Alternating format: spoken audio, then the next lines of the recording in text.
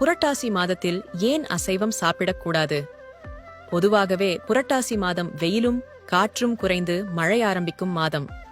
இத்தனை மாதமாக வெயிலால் சூடாகியிருந்த பூமி மழை நீரை ஈர்த்து வெப்பத்தை குறைக்க ஆரம்பிக்கும். அவ்வாறு இருக்கும் பட்சத்தில் சூட்டை கிளப்பிவிடும். இது வெயில் கால வெப்பத்தை காட்டிலும் மோசமானது, கெடுதல் தரக்கூடியது.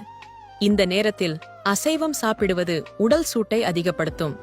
அதே நேரத்தில் அசைவ உணவில் நாம் சேர்க்கும் மசாலா பொருட்கள் காரத்தை அதிகப்படுத்தும். அதிக வெப்பமான காலத்தில் காரம் நிறைந்த உணவுப் பொருட்களை உண்ணும் பொழுது செரிமானக் கோளாறு மற்றும் வயிற்றுப்போக்கு ஏற்படும். உடல் நலத்தை குறைக்கும். அது மட்டுமன்றி சரிவர பெய்யாத மழை, திடீர் வெப்ப மாறுதல் நோய்க்கிருமிகளை உருவாக்கிவிடும். காய்ச்சல், சளி போன்ற தொந்தரவுகள் அதிகரிக்கும். இதனை தவிர்ப்பதற்காகவே வழிபாட்டின் மூலம் அறிவியலை நம் முன்னோர்கள் புகுத்தியுள்ளனர்.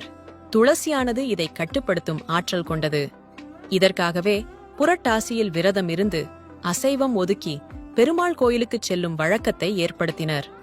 நமது உடல் நலனுக்காக நமது முன்னோர்கள் கடைபிடித்த இந்த விரதத்தை நாமும் கடைபிடித்து நமது உடலை பாதுகாப்போம். அனைவருக்கும் பகிருங்கள். உணவே மருந்து பக்கத்தை ஃபாலோ செய்யுங்கள்.